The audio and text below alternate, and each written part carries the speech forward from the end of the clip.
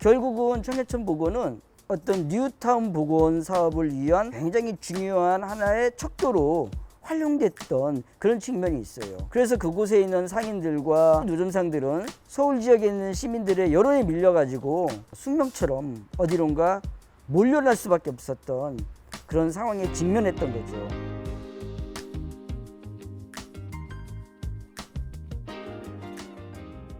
처음에는 이제 청년운동을 중심으로 시작했어요. 제가 일하던 노동 현장인 보석세공 노동자 일을 했었는데요. 저도 이제 조그만 영세사업장에 일을 하고 있었지만 그런 사회적인 문제에 관심을 가지고 있었죠. 아, 이게 무슨 문제가 있나?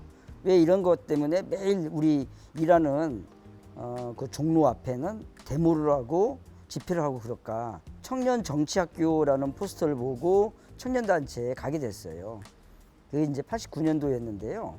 저는 처음에 노동운동을 하려고 구로 지역에 있는 범안전기와 마이크로세라믹이라는 사업장에 들어가서 노동운동을 했었어요. 그러다가 이제 국가보안법이라는 이름으로 그때 남산에 지하에 이제 끌려가서 고생도 좀 하고 감옥도 살고 나왔어요. 그러다가 이제 다시 현장으로 들어가려고 했는데 블랙리스트라는 게 있어서 어떤 현장을 들어가도 취직이 안 되는 거예요. 그래서 우리 단체의 원로 선배들 가운데 노점상 단체를 설립하신 분들이 계셨어요. 그래서 그분들의 소개로 95년도 이덕인 열사, 그러니까 인천 암도에서 노점상을 하다가 돌아가신 장애인 노점상이었거든요.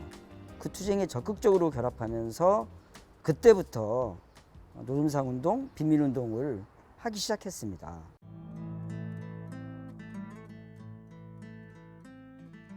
이제 한국 사회가 발전하고 변화하는 그런 과정 속에서 초기 도시 빈민은 농촌 경제가 붕괴가 되면서 나타나게 돼요.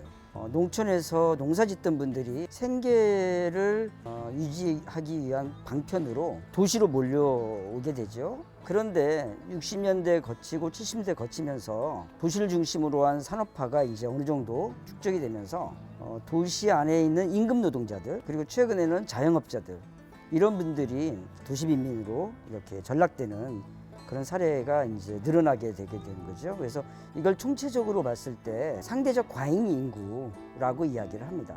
우리 사회에서 이제 빈민운동의 출발은 경기도 광주에서 철거민들이 커다란 저항을 일으켰던 그런 사건이 있습니다. 그 후로 이제 80년대까지 그런 소소한 사건들이 벌어지다가 80년대 본격적으로 학생운동과 또 여러 가지 부문운동이 같이 우리나라는 폭발적인 성장을 보이게 돼요. 6월 항쟁 이후로 노동자 대투쟁이 있었고 또 농민들의 투쟁이 있었고 이 시기에 그 88 올림픽과 아시안 게임을 앞두고 노점상들의 대투쟁이 있었고 또 역시 철거민들의 투쟁, 이런 투쟁들을 이제 묶어서 도시 빈민 운동이라고 이렇게 이야기를 할 수가 있는데요. 역시 이제 우리나라의 운동이 대부분 80년대를 중심으로 해서 폭발적으로 성장했다라는 그런 측면에서 80년대 시대적인 배경과 맥락을 같이 하고 있죠.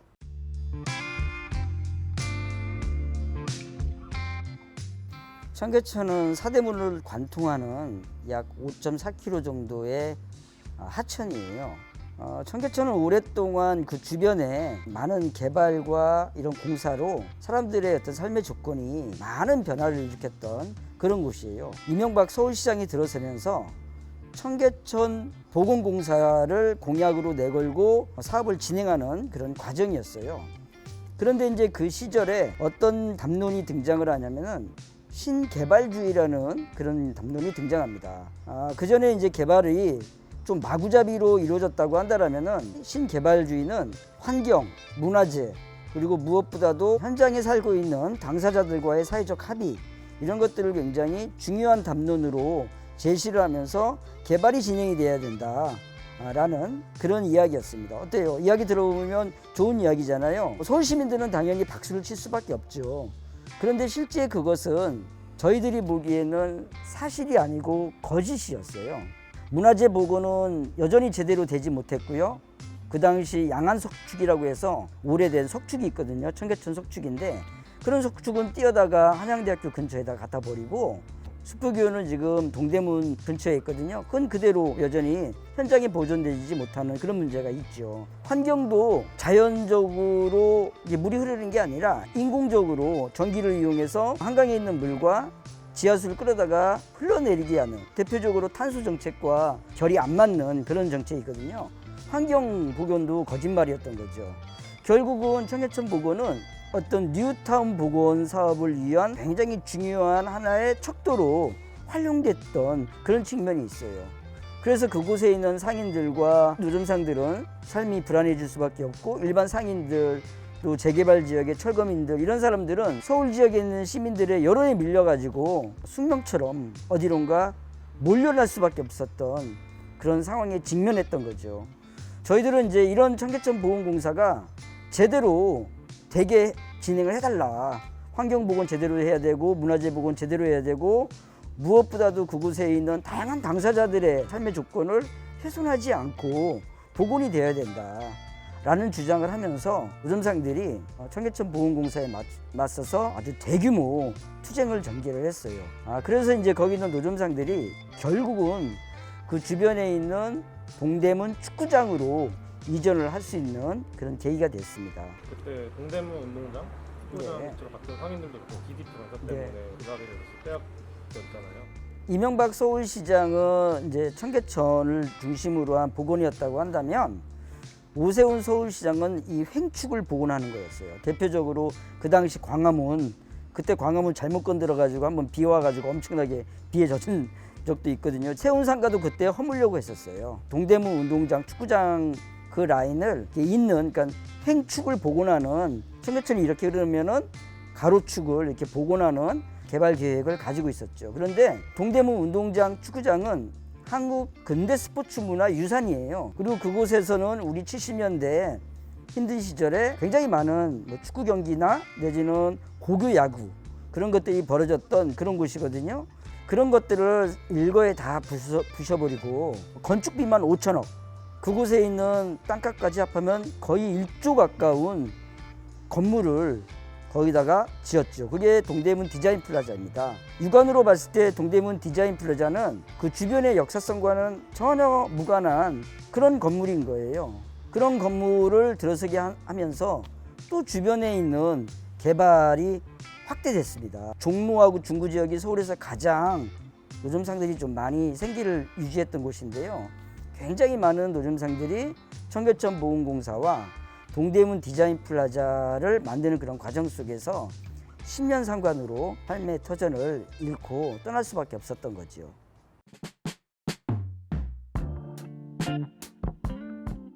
사실 노량진 수산시장 이전에 서울 지역에 굉장히 많은 전통시장은 현대화 사업이라는 이름으로 삶의 터전에서 흔들리는 그런 조건이었어요. 그런데 이제 다 아시다시피 유통시장이 재편되고 있는 그런 상황인 거거든요. 그런 연장선에서 이제 노량진 수산시장도 오랫동안 현대화 사업이라는 이름으로 개발이 전개됐던 그런 과정이었어요. 그런데 이런 개발을 전개하는 그런 과정 속에서 아까도 이야기했듯이 상인들의 목소리를 충분히 받아 안고 이들과 당사자들과의 합의가 굉장히 중요합니다.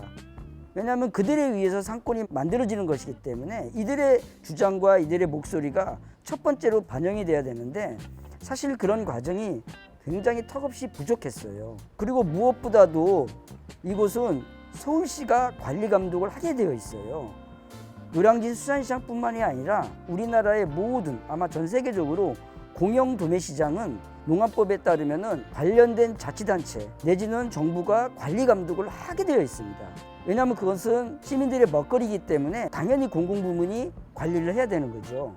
그런데 이곳 노량진 수산시장은 그런 책임과 역할을 서울시가 쥐고 있지 않아요. 수협은 노량진 수산시장, 구시장 그 부지를 카지노를 짓겠다, 재작년에는 그쪽에다 뭐 케이블카를 연결하겠다, 이런 식의 개발 계획을 내놓고 있는 그런 상황이에요. 현대화 사업이라는 이름으로 신시장으로 갔지만 그건 계속 적자가 나고 있는 그런 상황입니다. 이 적자의 폭을 메꾸기 위해서는 첫 번째로는 거기에서 공급되는 수산물의 가격이 높아질 수밖에 없어요.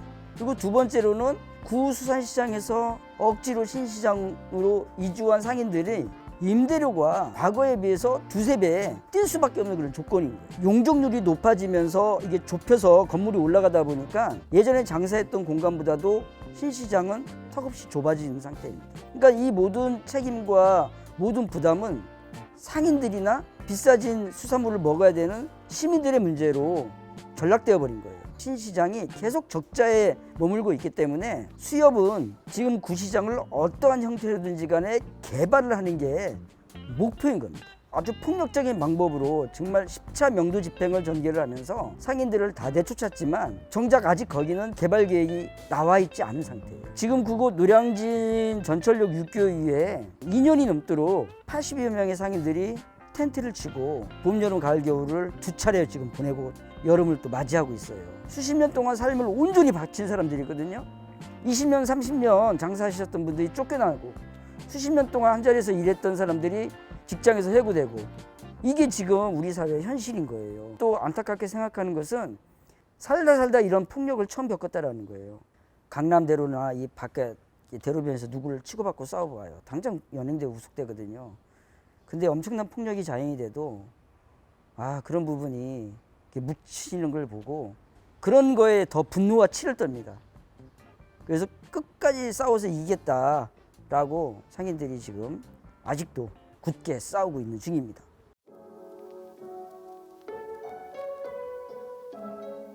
어느 시대든지 간에 가난은 있었죠. 근데 우리가 살고 있는, 발 딛고 있는 이 시대의 가난이 무엇냐라는 것을 먼저 밝혀야 되는데 이 가난에 대한 판단과 기준이 약간 천차만별이에요. 이제 쉽게 접근하면 절대적 빈곤, 기아 상태에 놓여 있는 절대적 빈곤을 이야기하기도 하고 또 하나는 상대적 빈곤을 이야기를 하기도 해요. 그리고 또 우리 사회는 최저임금 아래에 있는 사람들을 가난한 사람, 좀 위에 있는 사람은 차상위 계층 이렇게 설명을 합니다. 그래서 이런 빈곤선을 어떻게 우리가 끌어올릴 것이냐에 따라서 가난에 대한 기준도 많이 달라진다라는 그런 생각이 듭니다. 그래서 이런 것에 대한 법 제도적인 목소리를 내는 것 이런 것이 필요하지 않나라는 생각이 들어요. 노점상들, 철거민들, 홈리스들 그리고 장애인들 이런 사람들이 자기 의제들을 문제 제기하면서 이런 제도적인 문제까지 제기를 하는 목소리가 정말 필요하다라는 생각이 듭니다. 왜냐하면은 가난을 밝히고 조명하고 법 제도를 만드는 것은 대단히 전문적인 영역이고 이걸 또 표현하는 방법도 통계라든가 수치로 표현이 되기 때문에 이런 분들이 접근하기가 굉장히 어려운 그런 측면이 있습니다. 그래서 아래로부터 그런 당사자들의 목소리를 조직하고 이들이 자기 목소리를 적극적으로 사회적으로 발현하는 문제 이런 것들이 같이 병행해서 이어져 나가야 된다라고 생각합니다. 네.